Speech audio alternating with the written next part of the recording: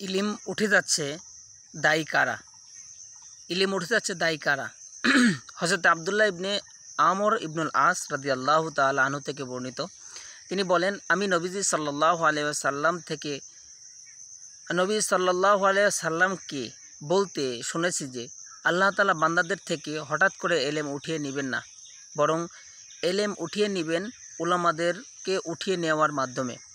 এক পর্যায়ে যখন একজন হক্কানি আলেমও থাকবে না, তখন লোকেরা মূর্খদেরকে তাদের নেতা মুফতি সাহেব হিসাবে গ্রহণ করবে। অতঃপর এই মূর্খরা ধর্মীয় বিষয়ে জিজ্ঞাসিত হলে অজ্ঞতা সত্ত্বেও ফতোয়া দিবে। ফলে তারা নিজেরা গুমরা হবে এবং অন্যদেরকেও গুমরা করবে। বুখারী শরীফ হাদিস নং 100। হযরত আনাস রাদিয়াল্লাহু তাআলা আনহু থেকে বর্ণিত, তিনি বলেন, নবীজি সাল্লাল্লাহু আলাইহি ওয়াসাল্লাম বলেছেন, কিয়ামতের আলামতের এর মধ্যে থেকে কয়েকটি হলো এলেম উঠিয়ে নেওয়া এবং মূর্খতা বৃদ্ধি পাওয়া, মদ পান করা এবং ব্যভিচার ছড়িয়ে পড়া। বুখারী শরীফ হাদিস নং 80।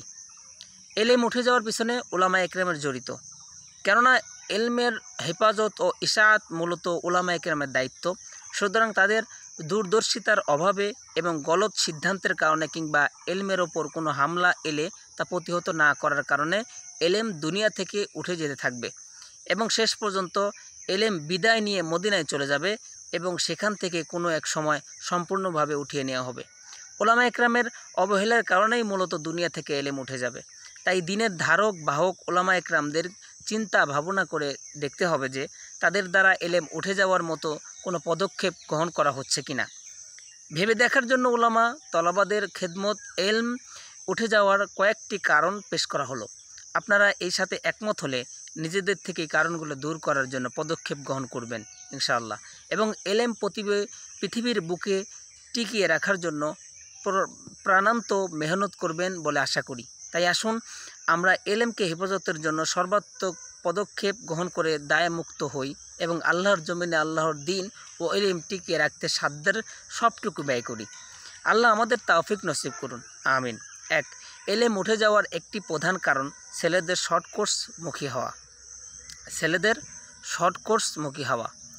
কোর্স শুরু হয়েছিল ইংরেজি শিক্ষিত লোকদের জন্য। তারা যেন 5 থেকে 6 বছর মেহনত করে নিজে কোরআন সুন্নাহ বোঝার মতো যোগ্যতা অর্জন করতে পারে, এই পর্যন্ত সীমাবদ্ধ থাকলে এতে আপত্তির কিছু ছিল না। কিন্তু এখন অল্প বয়সী অনেক ছেলেরাও অল্প সময়ে আলেম হওয়ার জন্য এই নিসাবে পড়াশোনা করছে, অথচ এদের দেওবন্দি নিসাব অনুযায়ী পড়াশোনা করতে কোনো অসুবিধা ছিল না। এইসব বাচ্চাদের শর্ট কোর্সে পড়াশোনা করা 10 দিক দিয়ে এলেম উঠে যাওয়ার সাথে সম্পর্ক রাখে। 1. কোরআনের ব্যাখ্যায় বা তাফসিরে পারদর্শী হওয়ার জন্য 15 বিষয়ের এলমের প্রয়োজন হয়। আল ইতকান খণ্ড 2 464 দারুল হাদিস কায়রো। দেওবন্দি নিসাবে এসব বিষয় দীর্ঘ সময় নিয়ে পড়ানো হয়ে থাকে, যার কারণে ছাত্ররা উক্ত 15 বিষয়ে পারদর্শী হয়ে গড়ে ওঠে।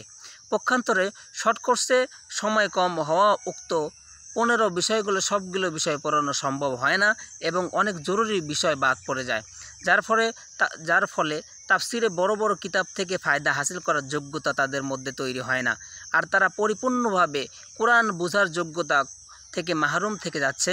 অথচ কোরআন সুন্নাহ বুঝতে পারাই এলমের মূল লক্ষ্য উদ্দেশ্য। 2.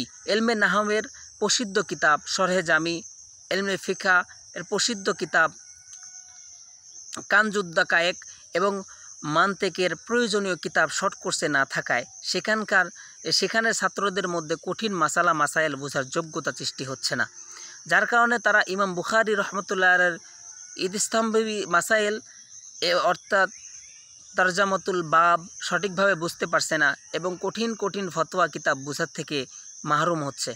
3. ফার্সি ভাষায় লিখিত আকাবিরদের উলুম ও মারিফ, শের, আশআর ও বিভিন্ন ফুন্নাত শেখানো হচ্ছে না, ফলে তারা রুহানিয়াত থেকে বঞ্চিত হচ্ছে। 4 নম্বর, নিকট অতীতের দেওবন্দি আকাবিরদের অধিকাংশ উলুম ও মারিফ উর্দু ভাষায় লিখিত, যা এলমের শুধু ভাণ্ডার নয় সমুদ্রও বটে।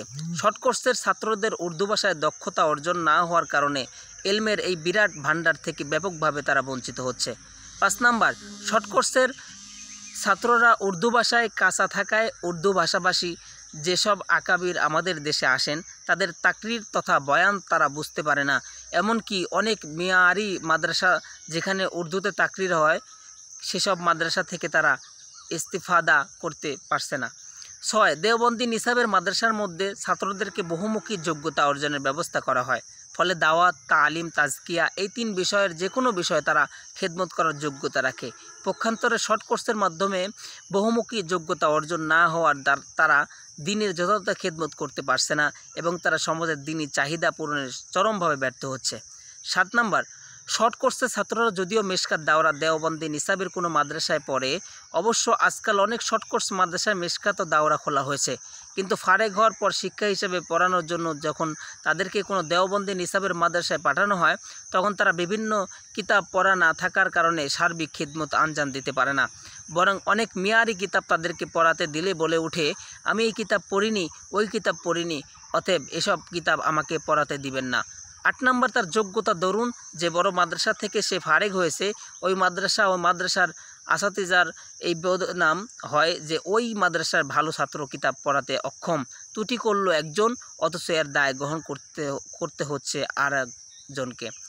9 নম্বর, শর্ট কোর্সের এই মাদ্রাসাগুলি দিন দিন বৃদ্ধি পাচ্ছে।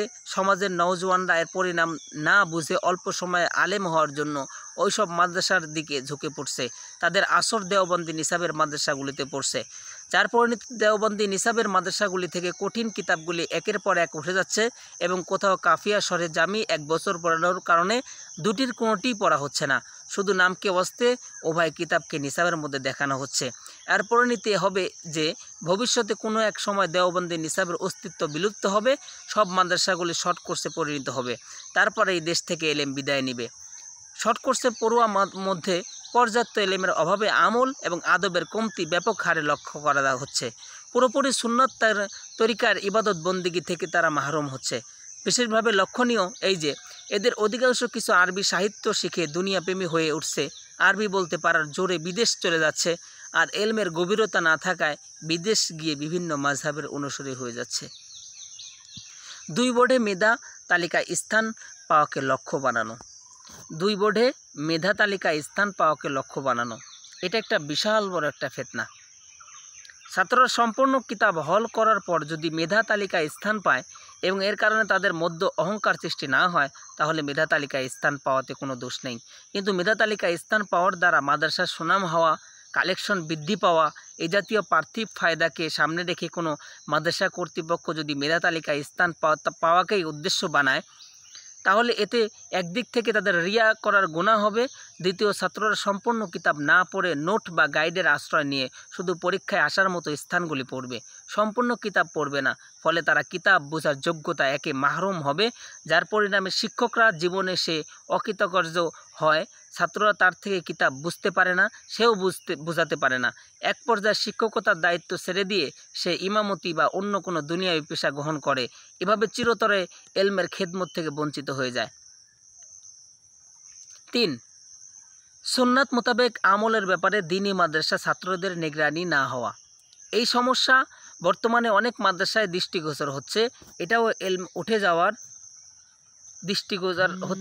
এলম উঠে যাওয়ার অন্যতম কারণ, কেননা সুন্নাত মোতাবেক আমল ছাড়া এলেম টিকে থাকতে পারে না, তাই আমলে নিগরানি না হলে ছাত্রদের অন্তরে এলেম টিকবে না। বেআমল আলেম ও তালবে এলেম দ্বারা কোরআন সুন্নাহর এলেম দ্বারা ধরে রাখা সম্ভব নয়, কারণ হাদিস পাকে আলেমের সংজ্ঞায় বলা হয়েছে তারা নিজের এলেম অনুযায়ী আমল করে, মিশকাত হাদিস নং 266। সুতরাং যারা এলেম অনুযায়ী আমল করে না তাদের কিতাবি এলেম যত বেশি হোক না কেন শরীয়ত তাদেরকে আলেম বলে স্বীকৃতি দেয় না। বিধর্মীদের কাছে আমাদের চেয়ে বেশি কিতাবও মালুমাত আছে, কিন্তু তা সত্ত্বেও তারা আলেম নয়, অতএব বোঝা গেল শুধু মালুমাত আলেম হওয়ার জন্য যথেষ্ট নয়, বরং আলেম হওয়ার জন্য মালুমাত অনুযায়ী আমল করা জরুরি। তথ্যসূত্র মাসিক আবরার অক্টোবর 2012। 4. ছাত্র রাজনীতি।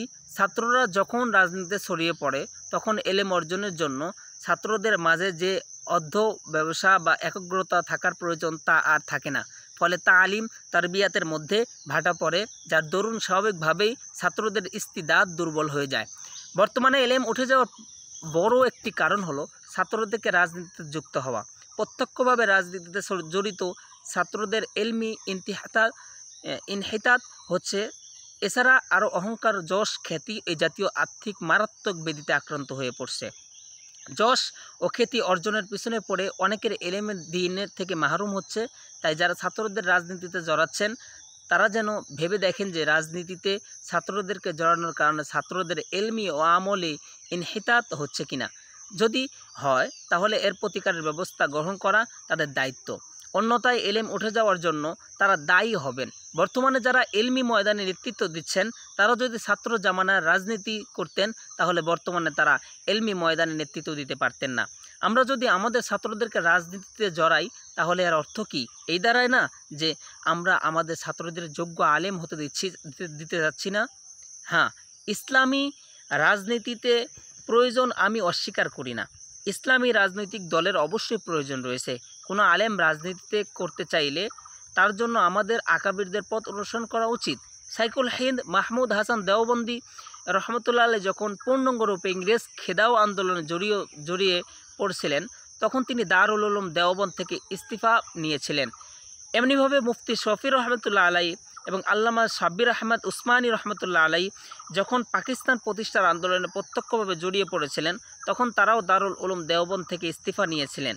অতএব আমরাও যারা রাজনীতি করতে চাই তারা মাদ্রাসা থেকে ইস্তিফা নিয়ে জনগণকে সাথে নিয়ে রাজনীতি করব।